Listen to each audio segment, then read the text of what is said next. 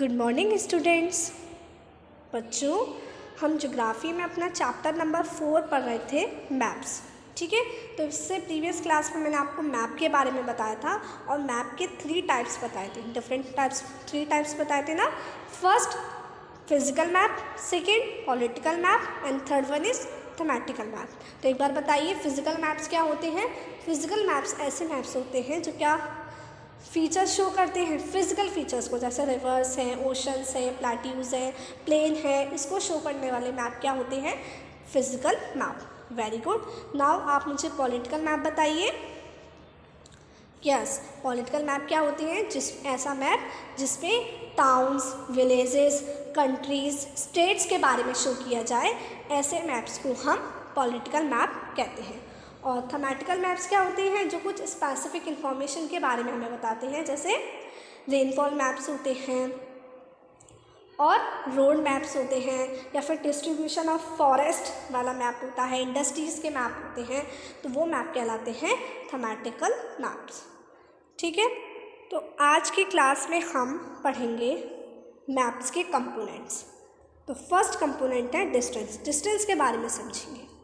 देखिए, maps are drawings which reduce the entire world or a part of it to fit on a sheet of paper. देखिए, map क्या है, drawing ही तो है, हम बना ही तो रहे हैं, ड्राइंग ही तो कर रहे हैं, जो क्या करता है, जैसे इतनी बड़ी दुनिया है, इतना बड़ा वर्ल्ड है, और इतनी बड़ा वर्ल्ड है, तो उस इतने बड़े वर्ल्ड को एक पेपर की शीट पर क्या करते हैं, फिट करते हैं, है ना। क्या किया जाता है, उसको फिट ही तो किया जाता है। अब उस इतनी बड़े वर्ल्ड को उस पेपर पे फिट करना, वो पेपर छोटा है, उस पेपर पे फिट करना, इसका मतलब हमें कुछ ना कुछ क्या करना होगा, रिड्यूस करना होगा। और we can say maps are drawn to reduced scales. तो हम ये कह सकते हैं कि मैप क्या किए जाते हैं, कैसे बनाए जाते हैं, डिस्टेंस स्केल को कम करके बनाए जाते हैं, क्योंकि इतना बड़ा वर्ल्ड है और इतने बड़े वर्ल्ड को, इतनी बड़ी दुनिया को हमें मैप पे शो करना है, तो कुछ ना कुछ हमें स्केल मानना होगा। जैसे हम वो बनाते हैं ना, बार ग्राफ बनाते हैं, तो उसमें डिस्टेंस लेते ना, 10-10 के बीच की डिस्टेंस, जैसे हम मानते थे ना उसमें कि 1 यूनिट बराबर 10 सेंटीमीटर, तो इसी तरीके से स्केल लेकर मैप्स ड्रॉ किए जाते हैं। But this reduction is done very carefully so that the distance between the place is real. तो ये जो हम रिडक्शन करते हैं, ये बहुत ही केयरफुली किया जाता है, कहीं इस रिडक्शन करने से ऐसा ना हो जाए कि डिस्टेंस कम हो जाए। मैप में वो डिस्टेंस शो कम की जा रही है और वैसे वो डिस्टेंस ज़्यादा है, तो इससे क्या होगा, वो मैप रॉन्ग हो जाएगा। तो ये जो रिडक्शन किया जाता है वो बहुत केयरफुली किया जाता है। ठीक है, it can only be possible when a small distance on paper represents a large distance on the ground. अब देखो, ये जो रिडक्शन किया जा रहा है, केयरफुली किया जाता है, तो ये ऐसे ही हो सकता है कि हम मैप में कोई छोटी सी डिस्टेंस को शो कर रहे हैं, तो मैप पर या जो पेपर पे जो छोटी डिस्टेंस है वो ग्राउंड की बड़ी डिस्टेंस को शो करें, ग्राउंड की बड़ी डिस्टेंस को शो करें, है ना। अगर मैप में वो मैं इतना सा एरिया दिखा रही हूँ, तो वो इतना सा एरिया किसके इक्वल हो, ग्राउंड के बहुत बड़े एरिया के इक्वल हो। ठीक है, वो मैप पर लिखा होता है कि ये जो भी स्केल यूज़ किया जाता है वो हम लिखते हैं ना बार ग्राफ पर कि 1 यूनिट बराबर 10 सेंटीमीटर। तो इस तरीके से मैप पर रिप्रेजेंट होता है कि स्केल उस मैप का क्या लिया गया है, तो आप उससे पहचान सकते हैं, जान सकते हैं। Therefore a scale is chosen for this purpose. तो इस पर्पस के लिए एक स्केल चूज़ किया जाता है। अब स्केल क्या होता है, scale is the ratio between actual distance on the ground and the distance shown on the map. तो स्केल क्या होता है, रेशियो होता है किसके बीच में, ग्राउंड पर जो एक्चुअल डिस्टेंस है उसके और जो मैप में डिस्टेंस शो की जा रही है उसके बीच का क्या होता है, रेशियो होता है। मतलब ऊपर actual distance on the ground upon distance shown on the map. For example देखिए, आप एग्जाम्पल से अच्छे से समझ जाएंगे। The distance between your school and your home is 10 kilometre. Suppose मान लिया कि आपके स्कूल से आपका घर, या आपके स्कूल और आपके घर के बीच की डिस्टेंस कितनी है, 10 किलोमीटर है। जैसे यहाँ पर आपका स्कूल है और यहाँ पर या स्कूल और यहाँ पर आपका होम घर है, और इन दोनों के बीच की डिस्टेंस कितनी है? 10 किलोमीटर। ठीक है, आई बात समझ में?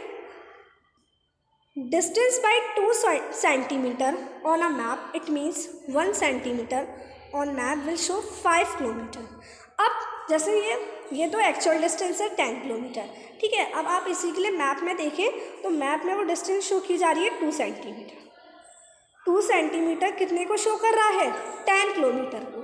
2 सेंटीमीटर कितने को शो कर रहा है बच्चों? 10 किलोमीटर को शो कर रहा है। कितने को शो कर रहा है? 10 किलोमीटर। तो आप मुझे बताइए कि 1 सेंटीमीटर कितने डिस्टेंस को शो करेगा? 5 किलोमीटर को। समझ में आया? जो एक्चुअल डिस्टेंस है वो है 10 किलोमीटर, जो मैप पे डिस्टेंस है वो है 2 सेंटीमीटर। तो आप मुझे बताइए मैप में 1 सेंटीमीटर कितने डिस्टेंस को शो कर रहा होगा? 5 किलोमीटर को, है ना? समझ में आया? तो यहाँ पर यही लिखा है, if you show this 10 kilometre distance by 2 centimetre on a map, अगर आप इस 10 किलोमीटर की डिस्टेंस को मैप में कितना शो कर रहे हैं? 2 सेंटीमीटर। इसका मतलब ये हो गया कि मैप पे 1 सेंटीमीटर कितने को शो करेगा? 5 किलोमीटर को। कितने को शो करेगा बच्चों? 5 किलोमीटर को। आई बात समझ में? तो ये जो ड्राइंग बनी है ना, ये जो मैप है उसका स्केल क्या है? उसका स्केल ये है कि 1 सेंटीमीटर कितने को शो कर रहा है? 5 किलोमीटर को। 1 सेंटीमीटर कितने को शो कर रहा है? 5 किलोमीटर को, है ना? इसलिए किसी भी मैप में जो स्केल है वो बहुत इम्पोर्टेंट होता है, क्योंकि वो किस लिए होता है? जो एक्चुअल डिस्टेंस है वो ज़्यादा है और मैप हमारा छोटा है, तो मैप उस छोटी सी डिस्टेंस को उतनी बड़ी डिस्टेंस को एक छोटे रूप में शो करने के लिए हमें किसकी ज़रूरत पड़ती है? स्केल की। तो आपको स्केल समझ में आया? इस तरीके से मैप के स्केल चूज़ किए जाते हैं, बनाए जाते हैं। If you know the scale you will be able to calculate the distance between any 2 places on a map. अगर आपको स्केल पता है कि इस मैप का स्केल क्या है, तो आप मैप में कोई सी भी 2 जगहों के बीच की डिस्टेंस आसानी से कैलकुलेट कर पाएंगे। अब देखिए, when large areas like continents or countries are to be shown on a paper, then we use a small scale। जैसे हमें बड़े बड़े एरिया को शो करना है ना, तो वो बड़ी बड़ी डिस्टेंस होंगी, लार्ज डिस्टेंस होंगी, और उसको मैप पे हमें शो करना है। तो हम उसके लिए, जैसे हमें कंट्री को शो करना है, लार्ज एरिया है कंट्री का, कॉन्टिनेंट शो करने हैं, तो उसके लिए हम कैसा स्केल इस्तेमाल करते हैं बच्चों? स्मॉल स्केल इस्तेमाल करते हैं। स्मॉल स्केल का मतलब जैसे यहाँ पर एग्जांपल दिया है कि हम मैप में 5 सेंटीमीटर लेंगे, जो किसके बराबर है? 500 किलोमीटर के बराबर है। किसके बराबर है? 5 centimetre on a map shows 500 kilometre of the ground, है ना? तो एक छोटे से 5 मैप पे जो छोटी सी डिस्टेंस को उसको हमने एक्चुअल में वो कितनी बड़ी है, तो यहाँ पर हमने कैसा स्केल चूज़ किया है बच्चों? स्मॉल स्केल चूज़ किया है। तो इस तरीके के मैप को हम बोलते हैं स्मॉल स्केल मैप। क्या बोलते हैं? Small scale map.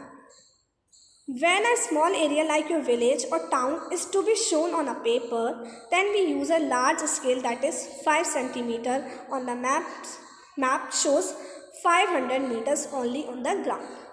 अब जब हमें छोटा एरिया शो करना है, तो छोटे एरिया के लिए हम लार्ज स्केल का इस्तेमाल करेंगे, क्योंकि ज़्यादा एरिया शो नहीं करना, मैप में छोटे छोटे एरियाज ही दिखाने में। टाउन का ही मैप है, एक विलेज का ही मैप है बस, तो वहाँ पर हम कैसे स्केल का इस्तेमाल करेंगे? लार्ज स्केल का। जैसे इसमें बताया है कि मैप में अगर कोई डिस्टेंस 5 सेंटीमीटर है, तो वो एक्चुअली कितनी है? 500 मीटर्स ओनली, 500 मीटर्स ओनली।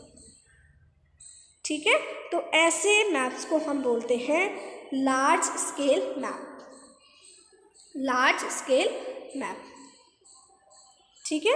और ये है कि जो लार्ज स्केल मैप्स होते हैं वो हमें ज़्यादा इन्फॉर्मेशन देते हैं, किसके?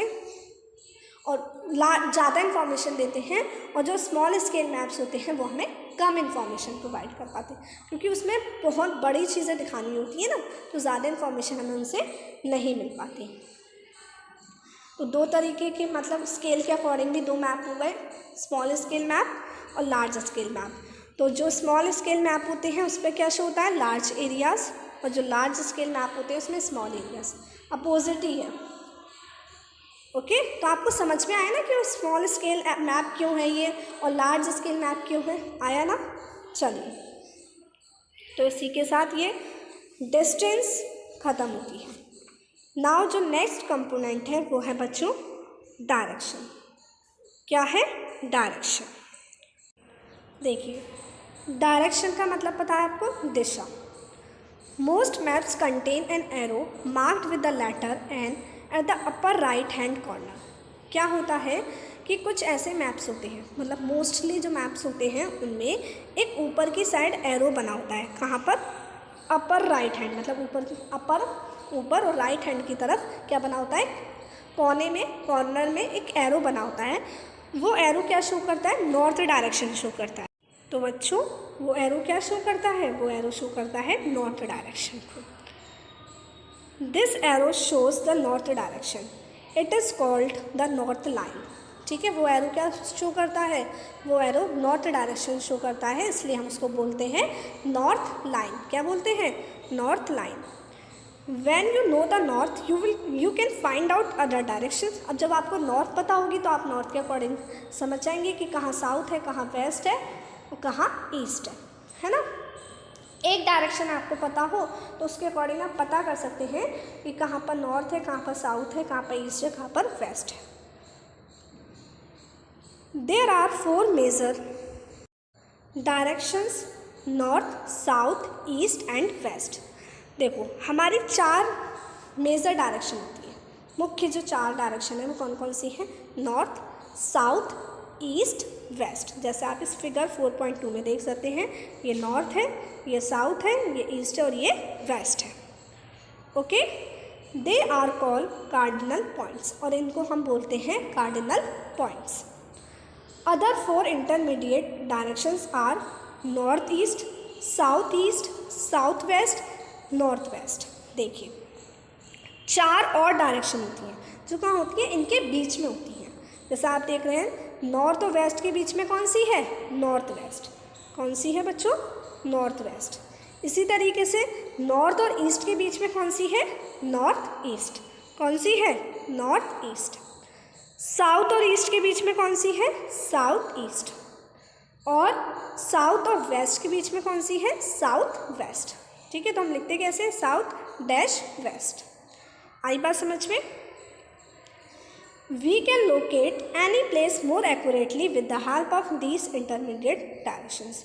तो हम इन इंटरमीडिएट डायरेक्शंस की हेल्प से प्लेसेस को, कोई भी प्लेस है उसको और अच्छे से, मोर एक्यूरेटली हम उसको लोकेट कर पाते हैं। ठीक है, जैसे कोई डायरेक्शन, कोई प्लेस है वो पूरी नॉर्थ की तरफ नहीं है, पूरी वेस्ट की तरफ नहीं है, लेकिन उनके बीच में है, तो हम उसको इंटरमीडिएट डायरेक्शन के थ्रू लोकेट कर पाएंगे। ओके, चलिए, we can find out the direction of a place with the help of a compass. देखिए, हम क्या, जैसे हम किसी भी प्लेस की डायरेक्शन को किसकी हेल्प से पता कर सकते हैं, इस इंस्ट्रूमेंट को बोलते हैं कंपास।